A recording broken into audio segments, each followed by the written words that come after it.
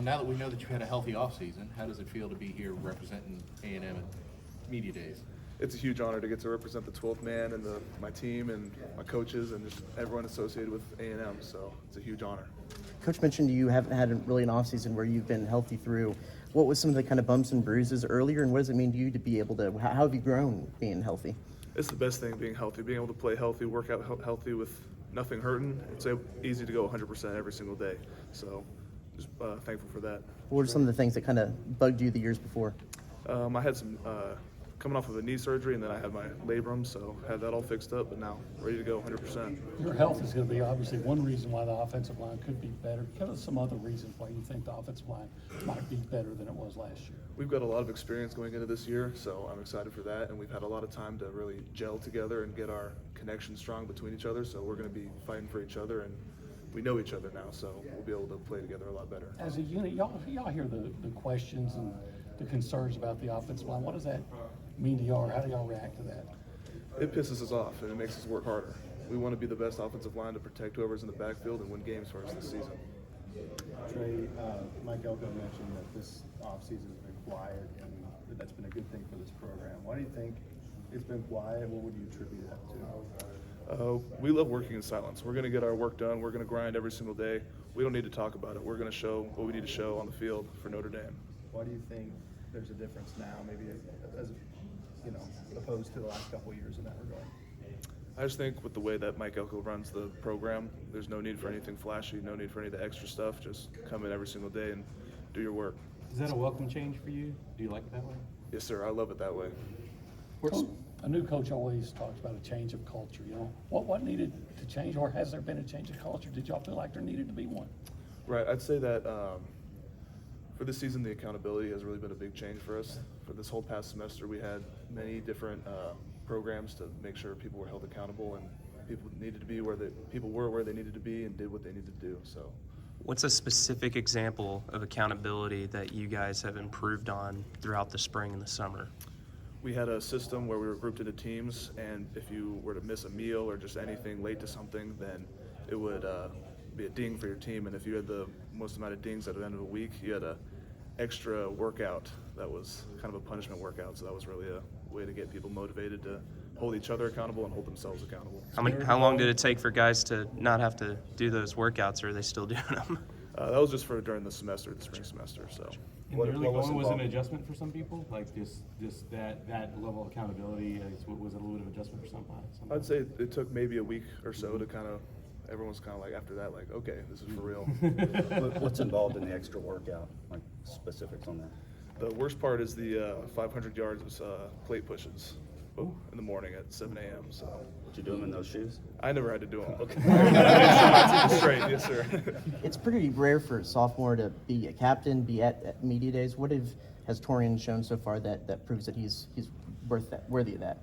I don't really see age on the team. I see players and I see leaders. So he's been a leader. He's been a player that's produced on the field. So he deserves to be here. What about him kind of exudes that leadership and makes him that type of player?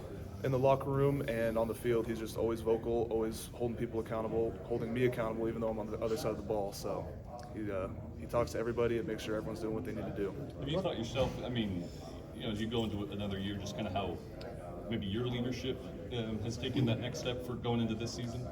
Right. Until now, I've always made sure that I led by example. But now that I'm a captain, I've been trying to grow, and I am growing as a vocal leader and making sure I reach out to everybody on the team, not just the offensive line. Now that I'm a captain of the whole team. What's it been like working with Adam Cushing, and what are maybe some big differences he's brought to the table? I love Coach Cushing.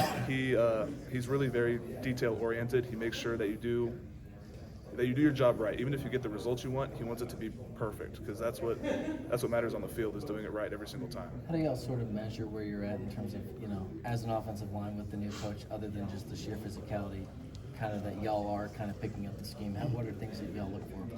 Well, we have been doing extra meetings outside of what the coaches allow, so just player-led, because we need to make sure that everyone's on the same page.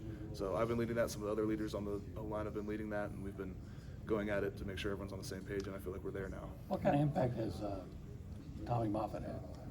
I love Coach Moffitt and his whole staff. His workouts are tough, but the amount of detail and the amount of data that goes into his workouts he'll never overtrain you, but like the effort's still there and he demands it every single day. So I've seen huge growth in my strength, my speed, my quickness, and everybody too. Yeah, he said that y'all needed to get stronger, and is that something that was talked about a lot? Right, yes sir, yeah, that's been a main focus. Okay. Trey, what do you think Jamar Turner moving to D-tackle could do? How much have you seen of it, and just what kind of impact do you think he could have there? I love going against Jamar Turner. He's one of the best D linemen we have, best D lineman in the SEC. So going against him, I loved it. He's gonna be a monster down there. But I'm just sad I'm not gonna see him on the end as much anymore to go against him. If Connor's able to stay healthy, what is he capable of bringing to the table for you guys on offense? I think the sky's the limit with Connor. He's gonna stay healthy this season. He's gonna have a great season. I'm just excited to see what he can do. They say all offensive linemen likes a run block. I mean, you got Colin Klein's offense, you got the 3 backs, the 4 backs behind him. You know, what are you thinking so far about what you've seen?